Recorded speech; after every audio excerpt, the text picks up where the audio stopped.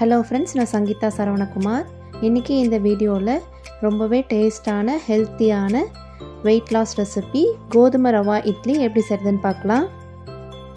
தீபாவளி ஸ்பெஷலாக இந்த கோதுமை ரவா இட்லி கூட 7 வெரைட்டிஸ் ஆஃப் இட்லி செஞ்சுருந்தேன். அந்த vlogோட லிங்க்கு டிஸ்கிரிப்ஷனில் இருக்குது, கண்டிப்பாக போய் பாருங்கள்.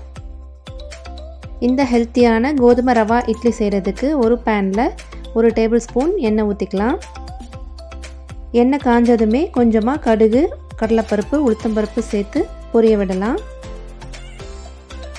கொஞ்சமாக கருவேப்பிலை சேர்த்து கேரட்டையும் பீன்ஸையும் பொடி பொடியாக கட் பண்ணி வச்சுருக்கேன், அதையும் சேர்த்துக்கிறேன்.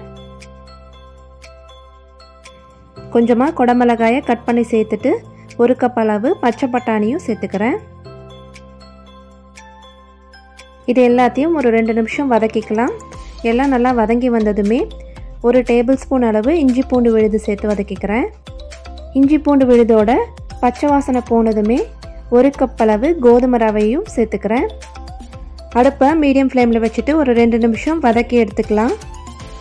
வெயிட் லாஸ் பண்ணணும்னு நினைக்கிறவங்களுக்கு இது ஒரு அருமையான பிரேக்ஃபாஸ்ட் ரெசிபி. வாரத்துக்கு 2 அல்லது 3 தடவை இந்த கோதுமை ரவா இட்லி சேர்த்துக்கும் போது நமக்கு அரிசியோட இன்டேக் குறையும். இதில் நாம் கேரட், பீன்ஸ், வெஜிடபிள்ஸ்லாம் சேர்க்கறதுனால 2 அல்லது 3 இட்லி சாப்பிட்டா கூட நமக்கு ரொம்பவே ஃபில்லிங்காக இருக்கும். கோதுமை ரவை வறுபட்டதுமே நமக்கு தேவையான அளவு உப்பு சேர்த்துட்டு இதை ஒரு பவுலுக்கு மாற்றிக்கலாம். 1/4 கப் அளவு புளிக்காத தயிர் சேர்த்துக்கிறேன். கூடவே 1/4 கப் அளவு தண்ணியும் சேர்த்து இதை கட்டி இல்லாமல் நல்லா கலந்து எடுத்துக்கிறேன். நான் இட்லி எல்லோ கலராக இருக்கிறதுக்காக 1/2 டீஸ்பூன் அளவு மஞ்சத்தூள் சேர்த்துக்கிறேன். மஞ்சத்தூள் ஆப்ஷனல் தான், நீங்கள் வேணும்னா சேர்த்துக்கலாம், இல்லைனாலும் அப்படியே கலந்து விட்டுருங்க. நல்லா கலந்ததுமே இதை ஒரு பிளேட் போட்டு மூடி ஒரு 15 மினிட்ஸ் அளவு ஊற விட்டுறலாம். 15 மினிட்ஸ் ஆனதுமே கோதுமை ரவை நல்லா ஊறி வந்து மாவு கெட்டியாக இருக்கும். இது கூட தேவையான அளவு தண்ணி ஊற்றி இட்லி மாவு பதத்துக்கு கரைச்சி எடுத்துக்கோங்க.